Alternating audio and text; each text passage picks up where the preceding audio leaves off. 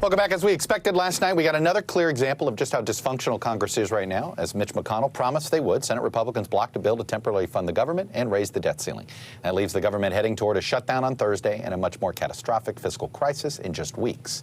Before her testimony this morning in front of the Senate Banking Committee, Treasury Secretary Janet Yellen announced that October 18th is the deadline for Congress to raise the debt limit. People have been wondering when in October. Well, she said it's the 18th. If it doesn't happen by then, the U.S. could to default on its financial obligations, which would, of course, crash the stock market and plunge the country into a catastrophic near-term recession. Joining me now, Republican Senator of Indiana, Mike Braun, who, like all of his Republican colleagues, voted against last night's short-term funding bill. Senator Braun, welcome. Let me ask you this. I understand you don't want to vote for the debt ceiling, and I know where you are on debt issues. But explain to me why filibustering it is good for the country. I think it's because, Chuck, of where we've arrived in the short time I've been here. I got here a little under 3 years ago, and we were $18 trillion in debt. And I think it's one thing when you've been here for a while. I generally vote on principle, and if it's even something I like policy-wise, if it doesn't have a true pay-for, like an offset, a new stream of funding, I'm going to vote against it. Many here have not done that, and how we got here, it's been an equal opportunity endeavor because Republicans and Democrats, up until recently, have said whatever's happening here, trillion-dollar deficits that we run annually, you shrug it off.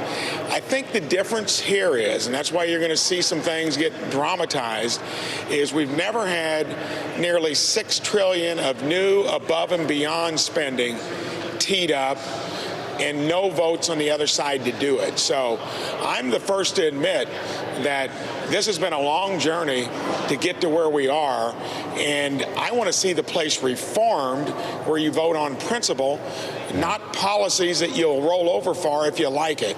And I think that's a difference this time. All right, but the debt ceiling is it's an arbitrary figure. It's silly. It makes no sense other than giving Congress a tool to play a tactical political game.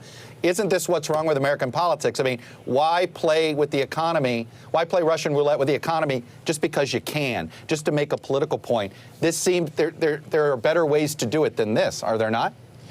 I mean, for the part of the debt that's been accumulated prior to the rescue bill and the $3.5 trillion plus the other, around $4 trillion that we're going to spend, that's different. And I think that, yes, if you are doing it just to make a point and you've been part of the problem in the past, that's going to fall short for many people out there scratching their head about it. But here, to me, I think there is a distinction.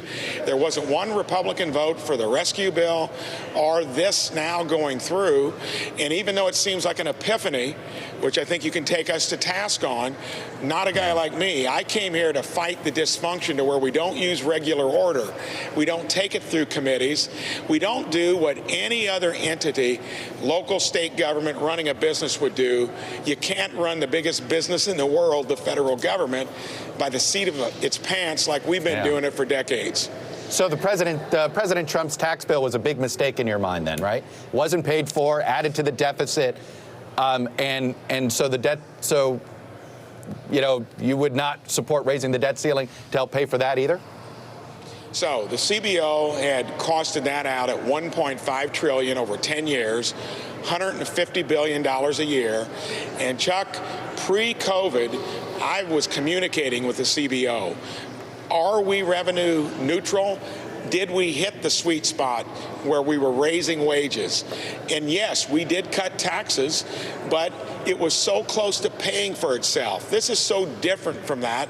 And yes, if we're cutting taxes and still spending like drunken sailors, shame on us. That's what both parties have done over decades. I came here to be honest about it and to try to put some reforms in place, like no budget, no pay. If you don't have a hearing, you're not going to get a vote.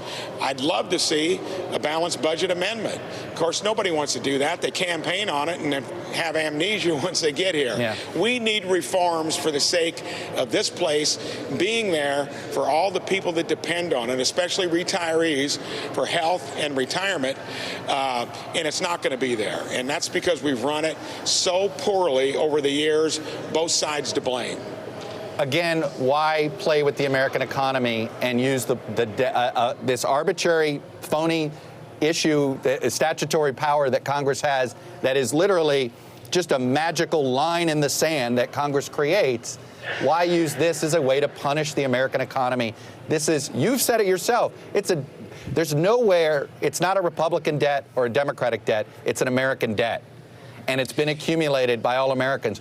Why should the Republicans stay on the sidelines here? Why should you be responsible for governing if you're going to be irresponsible when in the minority? A couple things. Whenever we've raised the debt ceiling in the past, it's mostly been under divided government. This is one of the first times when you have all the tools to raise it yourself. And again, the difference is I cut it off at the end of last fiscal year. We don't even have appropriations going on, and that's guilty under Republicans as well, until the beginning of the next fiscal year. But this total of $6 to $7 trillion is above and beyond the normal baseline spending we do that has trillion-dollar deficits annually. This is making a new statement that will raise the ceiling to accommodate something that's above and beyond what we've ever done before, and to me, that's the difference. Does being in the middle of a pandemic and one of the great potential economic crises that we've averted by doing something we didn't do in previous downturns, which was we threw some money at the problem and prevented a catastrophic recession, why isn't this a special circumstance and have this debate when the sun is shining? The sun's not shining right now. It's still raining COVID. So the economy has still got to fight through COVID, and thank goodness we've got vaccines. I think there's current talk about therapeutics coming into play. Pfizer is introducing one that can treat it once you get it.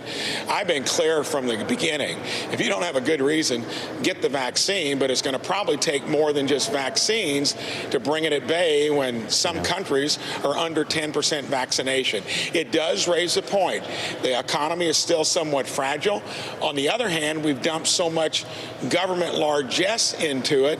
You now have Fed Chairman Powell looking at maybe restraining it by raising interest rates. So the economy was so healthy pre-COVID. We ought to look to see what was driving it in the direction I thought was healthy for Main Street.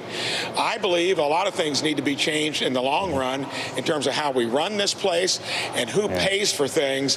We just can't do what we're doing now and expect it not to have consequences with debt and inflation down the road. It's a game of chicken, though, Senator. It looks absurd to the average person. It's why people hate politics when you play a legislative tactical game like this. Everybody knows it has to be raised, including Senator McConnell. Nobody wants to face that catastrophic issue of not raising it.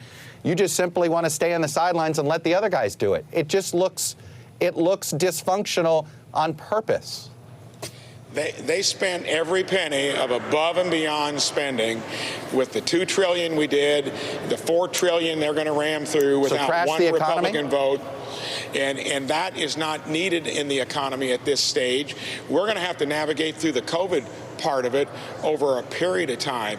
And the thing that worries me would be something like the vaccine mandate, which that is going to be the most crippling feature that's descended from here down to Main Street that we all have to contend with. I just met with the Prison Bureau, where they've got 750 employees in Indiana, and they got 50% vaccinated, and they think half of the remaining employees, half of them, nearly 175 employees, are going to leave, and that doesn't have anything to do with the private mandate on businesses 100 and larger, and that changes the rules from the CARES help we did when they were 500 employees and less. That's been lowered to 100. I think we had a lot of things going in the right direction.